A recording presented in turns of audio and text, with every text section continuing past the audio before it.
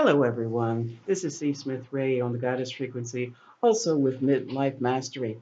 Today, we're going to talk about part two, healing from the emotionally distant parent.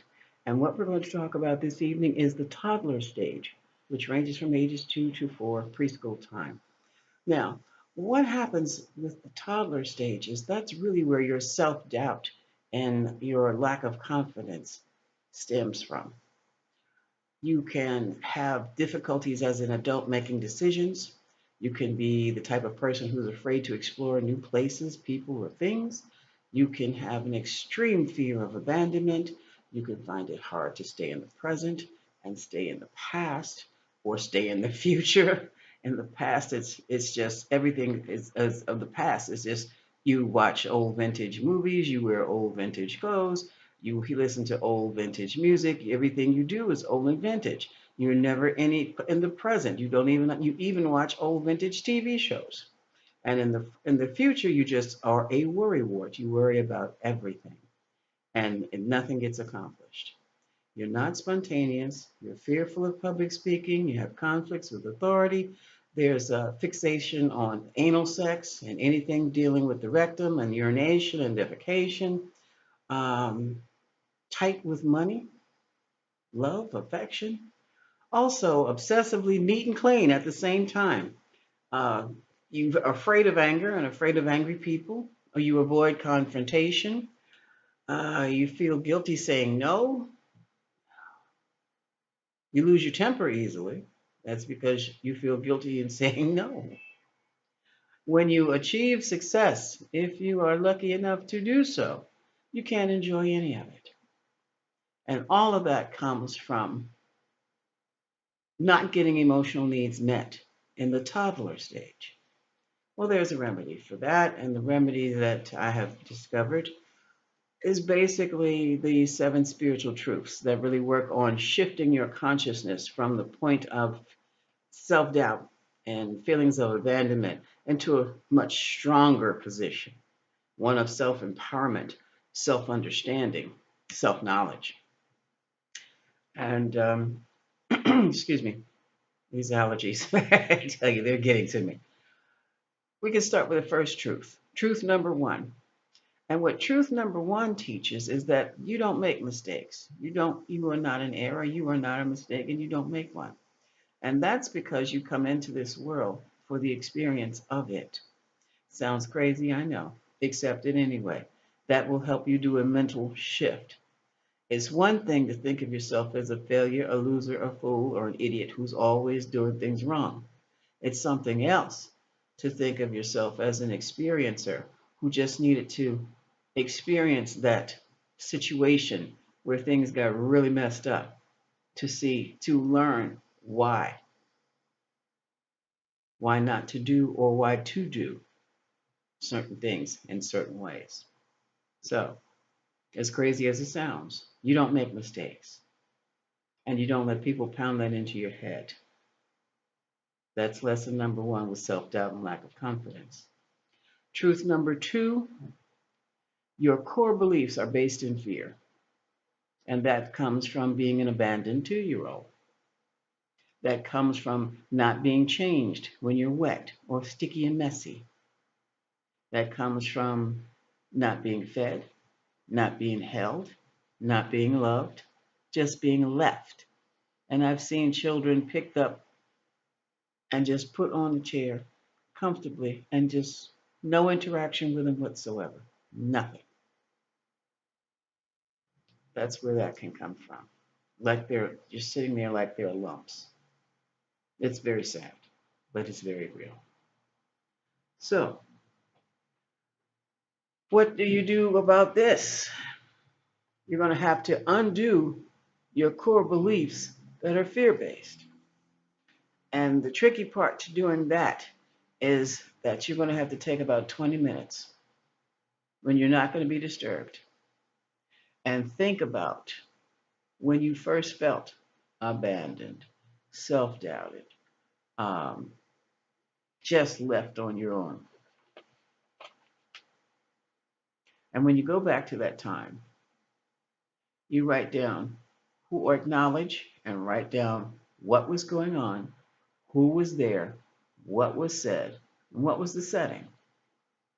And as an adult, you can look at that and see why you have feelings of abandonment, why you have these self-doubts that seem to crop up whenever anything new comes about, why you can't try, you just can't get out this rut to try anything new.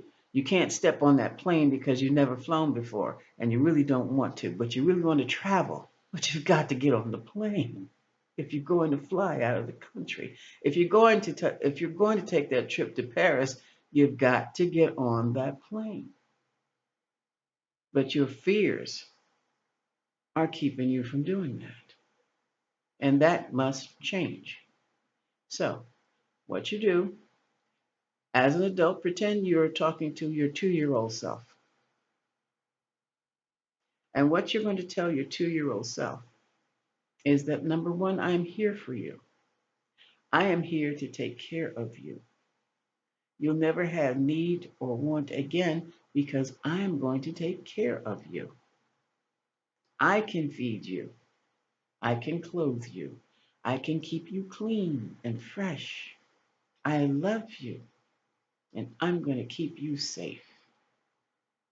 Now you can get in front of a mirror and say this, of course, when no one's around.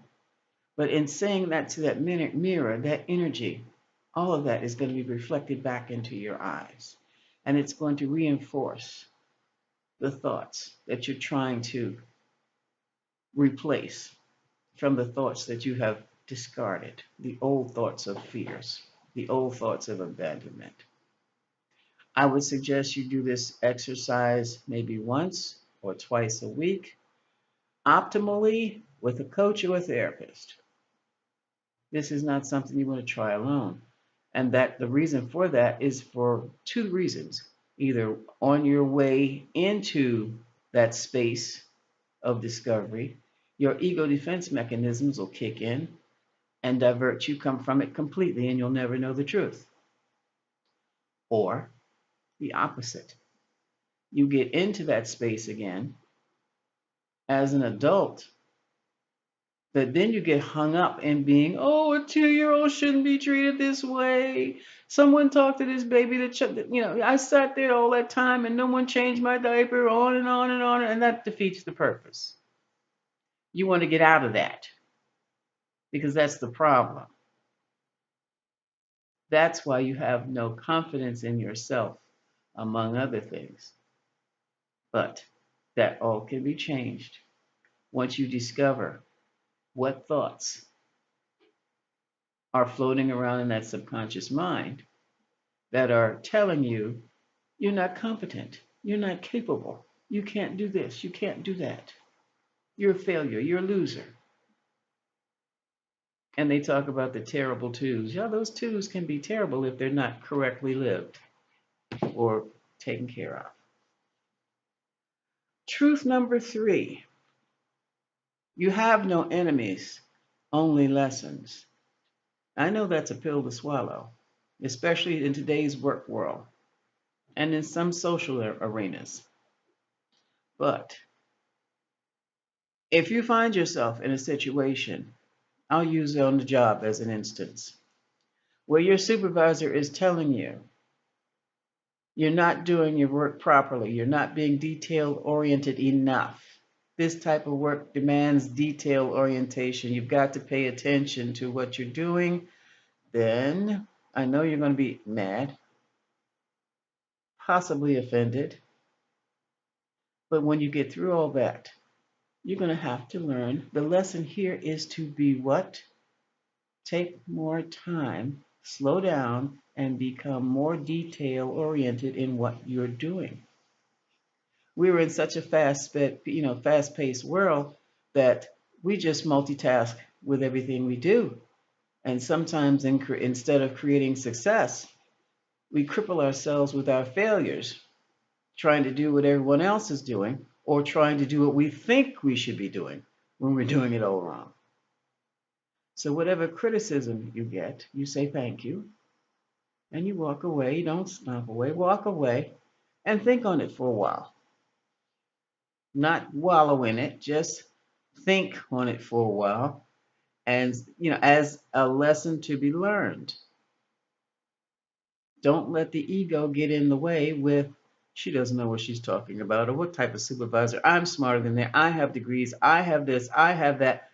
No, doesn't work. That's nothing more than your ego defense mechanism kicking in. And that's not a bad thing, but the purpose of your ego defense mechanism is to protect your psyche, to protect you. And it will, by any means necessary. Your ego defense mechanism will have you lying to yourself. So you have got to have the discipline to keep it in check. And like I said, take that lesson, take that feedback from that supervisor or from the person who's in another clique who's saying little snide remarks about you. Take them as lessons and work with that. Work with that. Let's see here now. Truth number 4. Oh, this is a good one. I'm sure you all know this by now. As you grow spiritually, financially, emotionally, the challenges get harder. No rest for the weary, my grandmother used to say. That's just the way it is. That's called life. Um, what I do to stay sane, I chant mantras. Some people pray. That's good too if it helps. You can take a walk. You can do yoga. Some people like to exercise because the challenges are going to come and they're going to be rough. Some will be easy. You can handle an easy challenge. It's the difficult ones that are going to really impact you. I Hu, use the Hu mantra, or sometimes I do Om, and sometimes I just do Ah. Ah. And Ah is not a mantra, it's a tone. It works on clearing the throat and whatever's in there. Also, when you're doing that Ah mantra, that Ah toning, listen to some of the words that come out the mouth after that. It'll be quite interesting. Ah, ah. But that'll help keep you balanced and keep you stable while you're going through your challenges. And it'll work out. You'll get a rest in between, and then here comes another one, but that's called life. Truth number 5, you are never alone. If you take up the practice of going within, some people call it meditation, others pray, however you do it, contemplation, sit still, listen to some jazz, and just quiet your mind. That will help you tremendously. You will feel calm, and then you'll feel another type of energy. And once you start paying attention to those impressions, uh, they're feelings. Those feelings are coming from somewhere. Now, that might be your aura. I don't know if you're into that, auric fields and all that, but it almost feels like arms that have wrapped around you.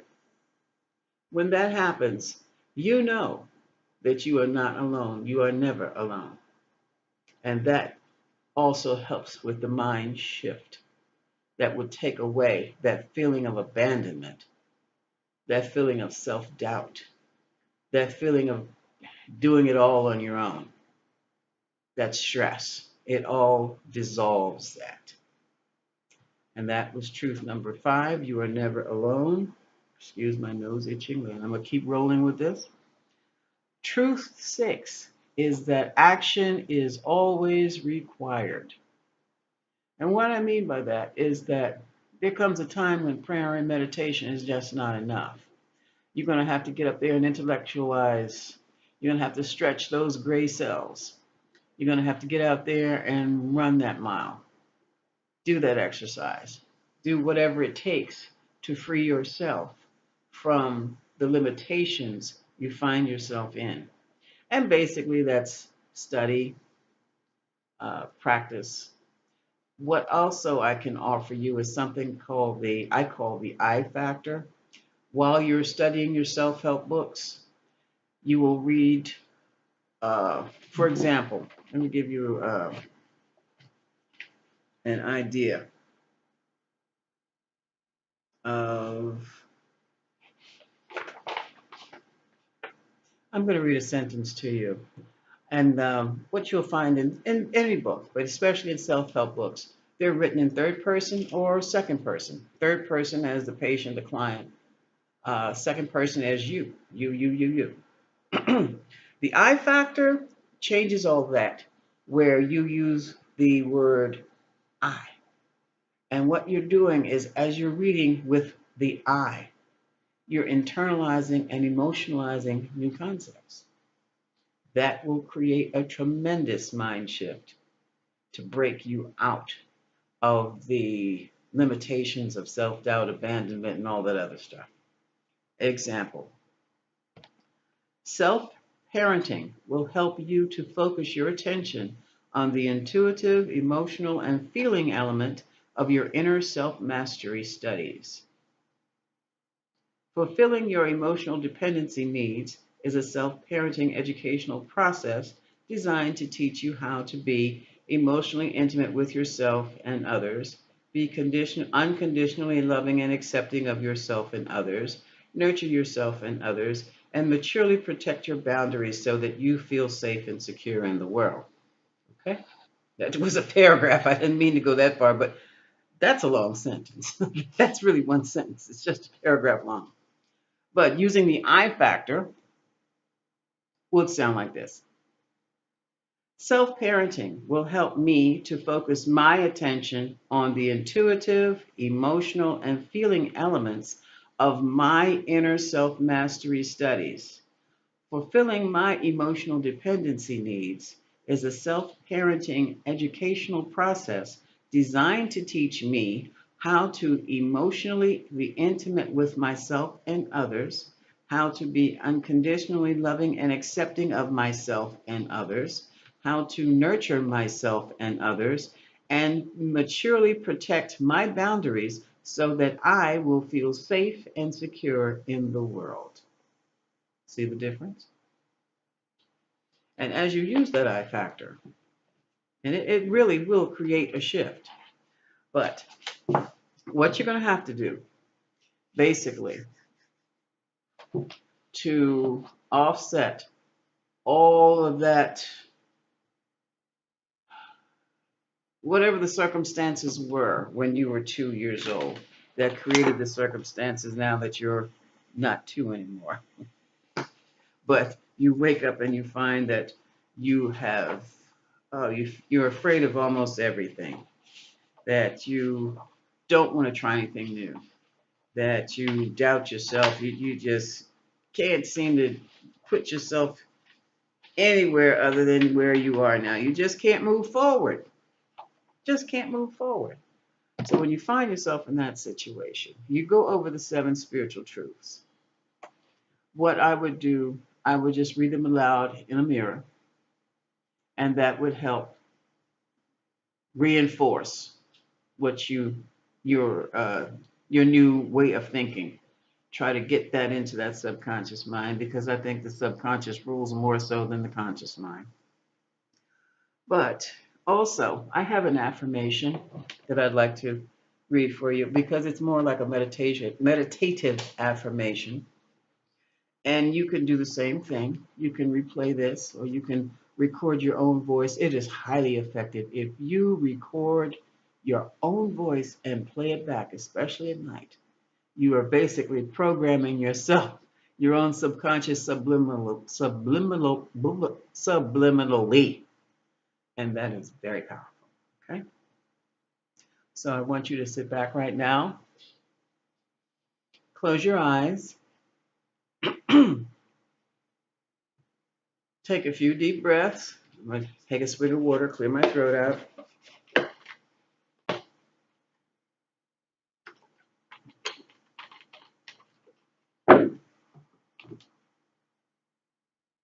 And I'm going to read you an affirmation from the toddler stage. Are you ready? Let's begin.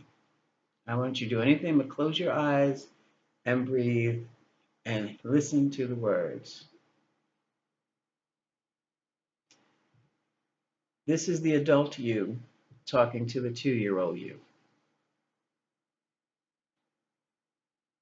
I'm here to take care of your needs.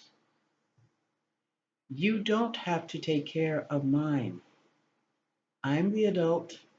It is my job to take care of your needs, and I am honored to do it. It's normal, natural, and necessary for you to be taken care of, little one. I'm so glad that you finally want to be you. This might even make you laugh, but I give you permission to say no. You see, little one, by your learning to say no, you are learning to create healthy boundaries. I model for you how to protect your boundaries with the right person, to the correct degree, and in the perfect holistic manner so that you will feel safe in this world.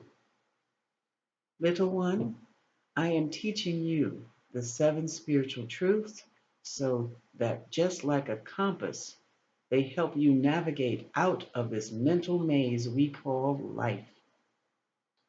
This way, anytime life confuses you, you will know where to find your spiritual center. Truth 1 teaches you that you have never made a mistake because you are a child of God and therefore you are incapable of creating an error or failure. What you do create are experiences so that you are learning what it is you incarnated in order to master. Truth 2. Truth 2 teaches you that your core foundational beliefs are rooted in fear, so they will need to be surfaced, felt, and discreated. Truth 3 teaches you that you have no enemies, just lessons. The more you feel that a person is your enemy, the more important the lesson is that he or she has come to teach you. Truth 4. Truth 4 shows you that as you keep spiritually ascending, you are bringing into view more of your ego-based avoidance patterns that you needed to feel safe in the world. So the spiritual healing process of see, feel, and heal is and always will be an ongoing growth process. Truth 5. Truth 5 is important because it teaches you that you are never alone as long as you learn to go within, because God Goddess lives in your intuitive heart. Truth 6. Truth 6 proves that your spiritual growth requires you to take affirmative action. You must do more than just pray and meditate. You must act. You must study, practice, internalize, and emotionalize your self-study course in order for you to self-actualize your own divine potential. And lastly, Truth 7 states that since you were made in the image of God, you have godlike abilities.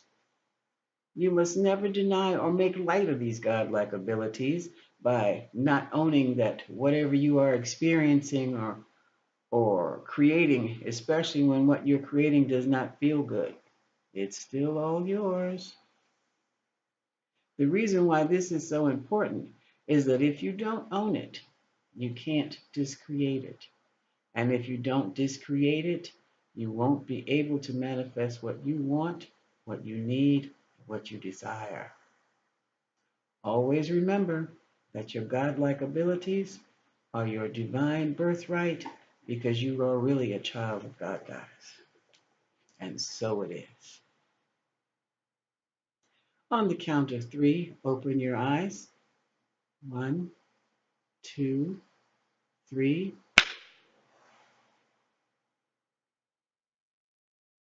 And that's the end of the presentation. Healing from an emotionally distant parent, toddler age.